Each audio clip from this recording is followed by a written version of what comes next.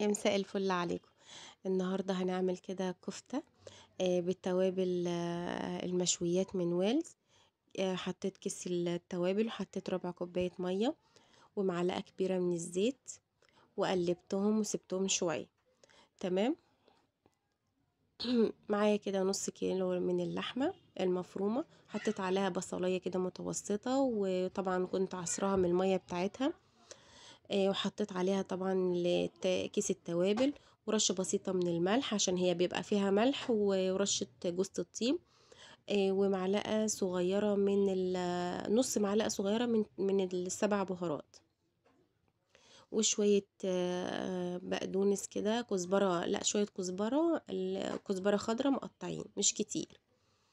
وبعد كده بقى هنعجنهم كويس جدا مع بعض، يتجانسوا لحد ما نحس ان في فتل كده في اللحمة.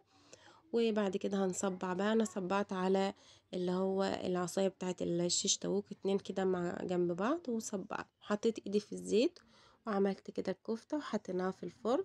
شوية سلطة بقى. اعملي بقى السلطة زي ما انت عاوزة. عملت بقى طماطم وجزر وخيار وفلفل وبصل. وادي شكل السلطة، كانت تحفة الصراحة وريحتها جميلة جدا.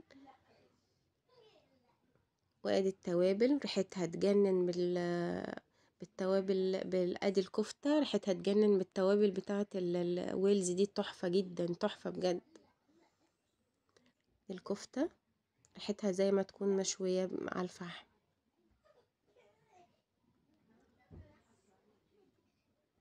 بالهنا والشفا كده على اللي يجربها. لو عجبك بقى الفيديو وصلت معايا لحد هنا، اكتبي لي كومنت جميل وما تنسيش اللايك والاشتراك. اشوفكم ان شاء الله في وصفة جديدة مع صفي وروفة. باي باي.